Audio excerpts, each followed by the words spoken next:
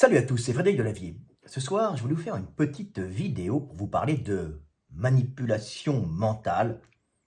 et pour vous expliquer comment le Troisième Reich, comment l'Ordre Noir de la SS ont réussi à former non pas des hommes capables d'exécuter des ordres de meurtre, ça, on voit ça partout sur Terre et c'est quelque chose de commun, mais comment ils ont réussi à former des êtres indépendants, capables de leur propre chef, d'ordonner des massacres et d'ordonner des meurtres par milliers. Et ça, c'est quelque chose qui est beaucoup moins fréquent au niveau de l'humanité. Pour vous faire comprendre ce système de manipulation mentale, qui vient en vérité d'une connaissance profonde mais intuitive de la nature humaine qu'avait cet ordre noir, je vous ai écrit un petit texte pour vous expliquer comment ont été formés ces meurtriers et ces donneurs d'ordre de meurtre. Ce petit texte s'appelle « La fabrique de monstres ». C'est plutôt un long texte. La fabrique de monstres. Former des hommes à obéir et à tuer est quelque chose d'extrêmement commun à l'humanité, et tous les gangs, les mafias, les milices et les armées du monde forment les hommes à ces fonctions. L'homme étant un animal social hiérarchique, il est majoritairement programmé pour obéir et plus rarement fait pour donner des ordres, les donneurs d'ordre étant, par ce fait, logiquement plus rares que les exécutants. Ainsi, il est peu fréquent de rencontrer des hommes qui donnent réellement des ordres de leur propre initiative. Et ceux qui semblent diriger sont pour la plupart du temps des exécutants transmettant des ordres venant de leurs supérieurs hiérarchiques. Cette situation générale de soumission hiérarchique et d'obéissance, si elle semble dure à supporter, a un énorme avantage en déchargeant le soumis de toute responsabilité face à l'immoralité possible de l'action exécutée et surtout des angoisses de la sanction de l'échec. En obéissant, le soumis abandonne donc sa responsabilité à son supérieur, qui recevra les honneurs de la réussite, mais aussi endossera la responsabilité de l'échec. Échec qui est le plus souvent sanctionné par l'exclusion du groupe. Sanction que l'exclu ressent souvent comme une terrible souffrance difficile à surmonter et pouvant briser à jamais un homme. Si l'exclusion est souvent ressentie comme une véritable mort sociale pouvant pousser les hommes jusqu'au suicide, c'est que pendant des millénaires, cette exclusion du groupe signifiait la mort réelle de l'individu. L'homme étant par essence un animal social ne pouvant survivre que par son intégration dans sa communauté, il devient évident que choisir l'obéissance protège de l'exclusion, et de ce fait rend la situation de soumission plus sûre que celle de donneur d'ordre. Former des hommes à obéir est ce qu'il y a de plus simple, car notre nature nous pousse à obéir. Et tous les systèmes éducatifs du monde ne sont pas faits que pour enseigner le savoir, mais aussi pour enseigner la subordination hiérarchique à des individus qui sont génétiquement programmés pour cela, permettant par là à l'humanité de bien se structurer et de perdurer. Former des hommes à obéir à des ordres de meurtre est déjà quelque chose de plus complexe, car l'espèce humaine n'est pas, comme beaucoup le pensent, une espèce où le meurtre d'un congénère est une chose fréquente. Au contraire, notre nature sociale nous pousse, pour la survie du groupe, à éviter les querelles, ou à les régler par l'application d'une morale codifiée et d'une réglementation visant à éviter les effets destructeurs des conflits internes au groupe. Conflits pouvant briser la cohésion de celui-ci, rendant les individus qui le composent vulnérables. Ainsi, pour faire exécuter des ordres de tuer, l'exécutant devra dépasser sa programmation génétique d'inhibition au meurtre et son éducation l'ayant formé au refus du conflit et de la violence. Pour cela, il devra au préalable recevoir un véritable lavage de cerveau pour lui faire accepter d'obéir à des ordres de meurtriers. Celui ou ceux qui devront être éliminés seront alors présentés par les donneurs d'ordre comme des ennemis du groupe dont on exagérera les côtés négatifs ou qu'on affublera de caractéristiques dégradantes et d'immoralité, pour finir par les déshumaniser totalement afin de valider le meurtre sur une chose non humaine. Le paroxysme de cette terrible déshumanisation étant l'exemple des prisonniers des camps d'extermination du Troisième Reich qui étaient réduits à des numéros qu'on tatouait sur leurs avant-bras afin de leur montrer qu'ils n'étaient plus rien, mais aussi pour permettre aux exterminateurs d'éliminer plus facilement des individus transformés en numéros et permettant à la conscience de l'exterminateur de refouler le meurtre d'un homme en le transformant en l'effacement d'un simple numéro. Situation beaucoup plus supportable pour une conscience humaine génétiquement programmée à ne pas tuer ses semblables. L'ennemi à éliminer sera aussi souvent présenté comme un être redoutable et dangereux dont on exagérera les capacités afin de laisser entendre que bien plus que d'avoir tué un homme ou des individus, celui qui aura obéi à cet ordre de mise à mort ne sera pas considéré comme un meurtrier, mais plutôt comme un être courageux ayant participé à l'élimination d'une chose dangereuse pour la survie de sa communauté. Si obéir à l'ordre de tuer est fréquent, ne voit-on pas, lors des guerres, de braves gars obéissant aux ordres s'étriper par milliers et parfois même par millions, il est beaucoup plus rare de voir des hommes donner de leur propre initiative des ordres de meurtre et de massacre. La capacité de tuer et de faire tuer sans en avoir reçu l'ordre étant souvent l'apanage des rares psychopathes, individus extrêmement minoritaires dans les communautés humaines et le plus souvent éliminés par le groupe pour leur dangerosité. Pour former des hommes à prendre l'initiative de tuer sans en avoir reçu l'ordre, est l'exploit horrible que réussit l'organisation SS dirigée par Heinrich Himmler pendant la Seconde Guerre mondiale. Macabre exploit qui ne put être réalisé que sur un peuple déjà formé depuis des siècles à l'obéissance dans le cadre de la méritocratie hiérarchique germanique, mais surtout macabre exploit qui ne peut être réalisé que par une connaissance profonde des principes de manipulation mentale jouant sur nos programmations génétiques. Manipulation si subtilement utilisée qu'elles transformèrent les commandants et les officiers de l'ordre SS, souvent de bons pères de famille, en donneurs d'ordre d'extermination, en particulier dans les Einsatzgruppen, ces formations ou groupes d'intervention qui étaient les unités mobiles d'extermination du Troisième Reich allemand. Le secret de cette capacité de l'ordre SS à former des donneurs d'ordre de meurtre résidait en réalité dans une connaissance intuitive des mécanismes permettant de faire accepter sans réfléchir à celui qui était formé que l'enseignement qu'il recevait était une réalité fondamentale à suivre et à exécuter. Ainsi, la formation des officiers SS était donnée dans un cadre étudié et bâti pour favoriser l'intégration cérébrale des données dans un véritable état d'hypnose, permettant l'acceptation totale de l'enseignement professé. C'est à Wewelsburg, forteresse allemande remaniée à la Renaissance et située dans le nord-est de la Rhénanie du Nord-Westphalie, rachetée en 1934 par l'ordre SS, que se pratiquèrent les rites magiques d'intronisation des officiers SS. Rites qui permirent de faire abandonner à ceux qui les suivaient toute réticence, toute inhibition et toute compassion pour devenir de véritables donneurs d'ordre de meurtre et d'extermination de masse. Bien sûr, ces rites magiques n'étaient en réalité que des pratiques qui n'avaient de magique que l'aspect théâtral, mais qui, en y regardant de plus près, étaient des techniques de manipulation mentale d'une extrême finesse, permettant, en utilisant nos vieilles programmations génétiques d'apprentissage, de faire entrer dans les cervelles n'importe quel enseignement, bon ou mauvais, pouvant transformer des hommes, soit en anges, soit en démons.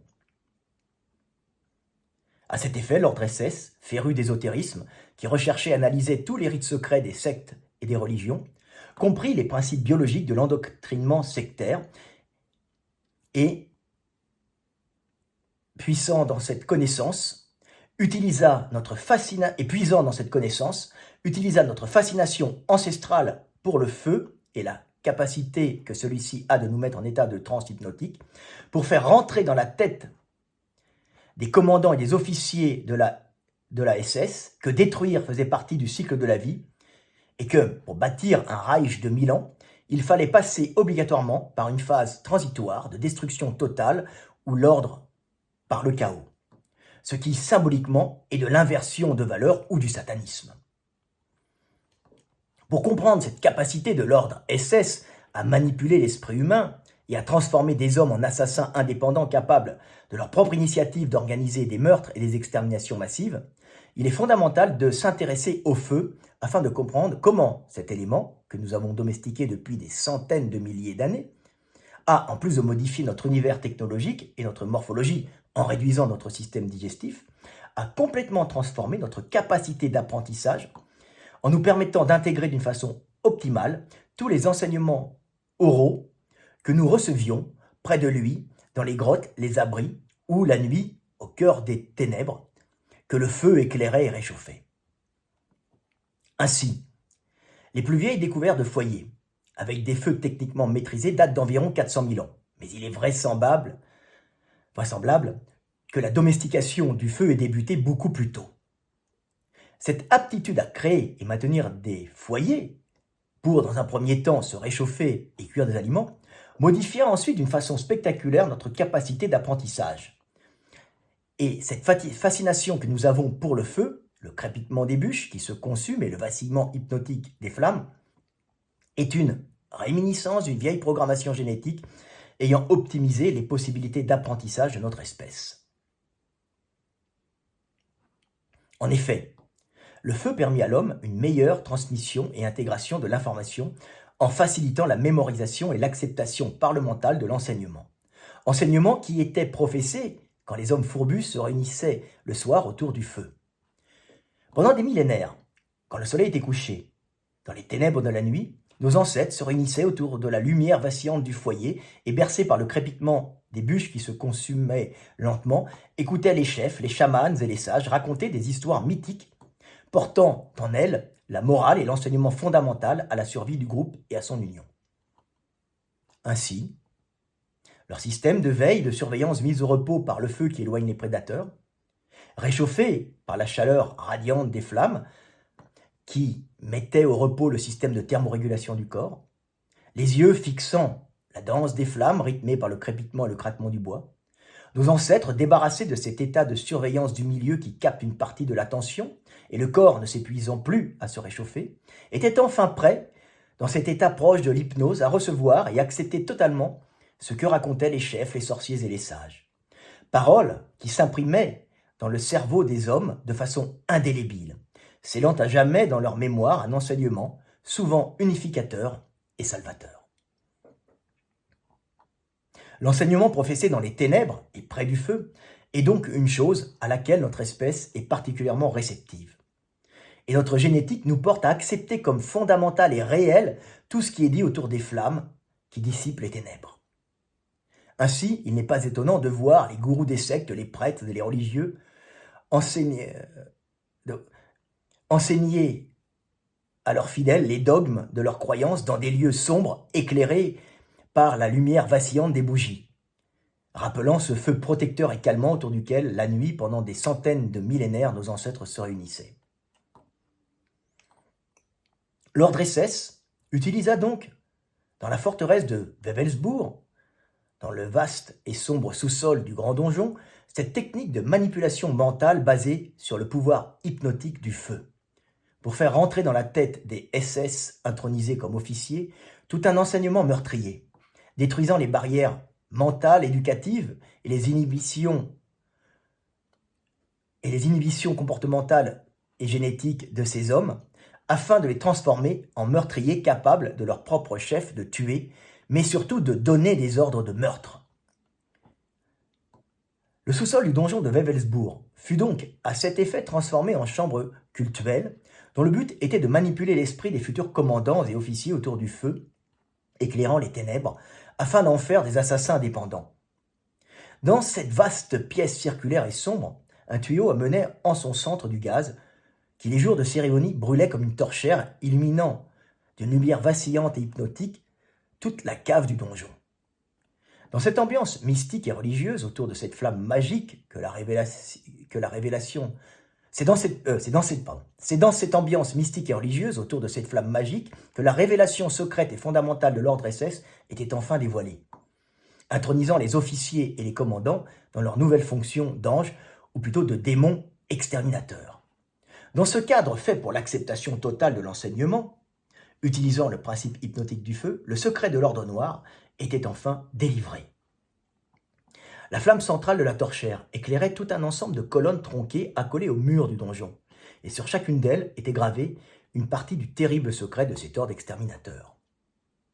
À la partie supérieure de chaque colonne tronquée était gravée toute une suite de symboles qui n'étaient perceptibles dans les ténèbres de cette cave circulaire qu'avec la lumière rasante de la torchère qui les dévoilait aux yeux de l'officier encore profane. L'officier qui recevait le secret tournait lentement dans la cave du donjon accompagné d'un initié qui lui dévoilait, à chaque colonne tronquée qu'il croisait, le secret de ces symboles. Symboles gravés qui représentaient la svastika du nouvel ordre national-socialiste. Svastika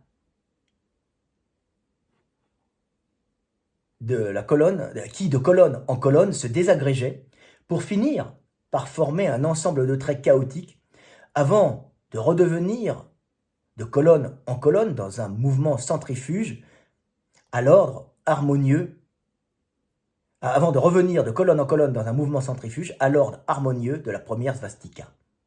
Dans ce cheminement initiatique sous terre, au cœur des ténèbres, juste éclairé par le vacillement de la torchère,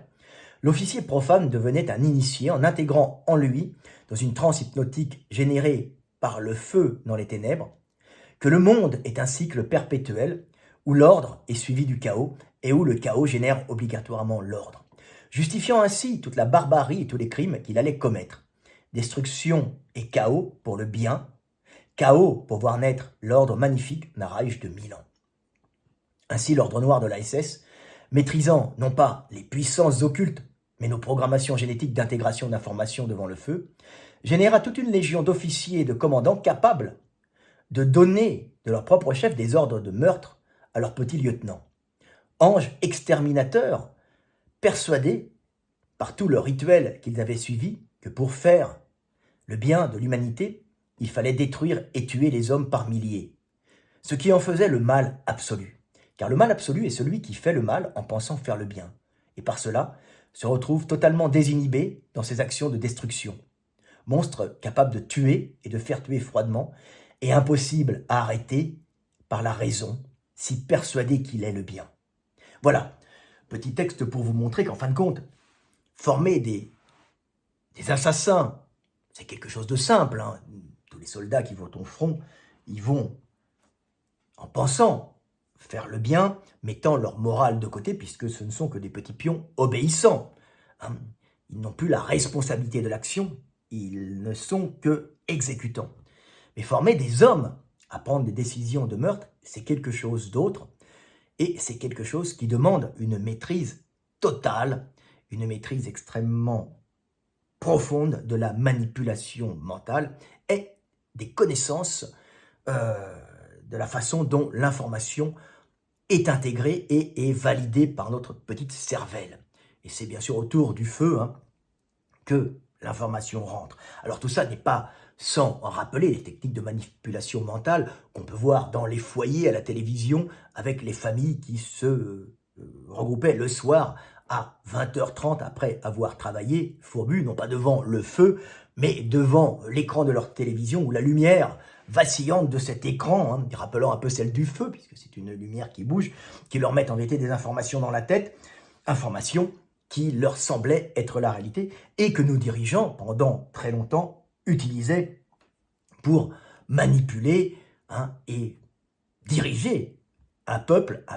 formé à s'hypnotiser et à intégrer l'intégration devant le feu. La télé étant le nouveau foyer qui hypnotise, et la voix du sage, du chaman ou du gourou devenait la voix du présentateur télé, du présentateur d'information, du journaliste, aux ordres, bien sûr, d'une oligarchie, d'un pouvoir, j'en passe et des meilleurs, voilà, de ceux qui détiennent l'information. Donc c'est un vieux principe pour faire rentrer en l'homme des informations. Alors évidemment, pas d'informations de meurtre, mais à force de marteler, évidemment, on pourrait rentrer ces informations. Mais il faut un cadre bien particulier aussi. Mais pour vous montrer qu'on est quand même programmé pour ça, et puis toutes les sectes font la même chose, hein. C'est dans le système sectaire qu'on voit les gens se réunir, hein, autour de bougies, autour de lumière dans le noir, et recevoir un enseignement initiatique pour passer de profane à initié, et à ce moment-là intégrer des données intelligentes ou stupides, mais les intégrer en soi, ce qui peut faire des sages connaissant réellement des secrets de fonctionnement du monde, ou des abrutis qui se suicideront pour le bien, ou pour le bien ou le mal, en tout cas qui se suicideront en écoutant ce que leur disent leurs gourous. Voilà, alors méfiez-vous, hein. Nous sommes programmés, hein, pour certaines choses. Maintenant que nous le savons, nous pouvons nous reculer, prendre de la distance avec tout ça. Voilà, petite vidéo pour vous expliquer quand même que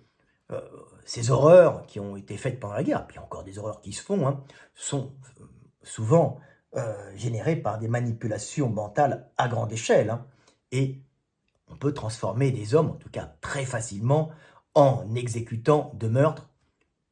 en donneurs d'ordre. C'était quand même quelque chose de plus exceptionnel qu'avait réalisé ce Troisième Reich et cet ordre noir de la SS, qui était, comme je l'ai dit, féru, hein, d'ésotérisme, pas parce qu'ils y croyaient, tout simplement parce qu'ils en étudiaient d'une façon très approfondie les techniques de manipulation mentale. Voilà, ils sont très forts, c'était dans le spectacle, hein, mais un spectacle pour transformer des hommes en guerriers et en exécutants. Voilà, petite vidéo du soir, espoir. Bon, j'ai été un peu chaotique dans le texte parfois, mais j'essaye de vous enseigner un savoir d'une grande profondeur, hein, et j'espère que dans les ténèbres de la nuit, où vous écouterez cette vidéo, cet enseignement rentrera dans vos têtes et fera de vous, non pas des moutons obéissants, mais des nouveaux sages pouvant non pas diriger les hommes, mais diriger leur vie d'une façon indépendante. C'était Fred Delavier, je vous aime et paix sur terre. À bientôt les gars. Et pas de dos rond soulevé de terre.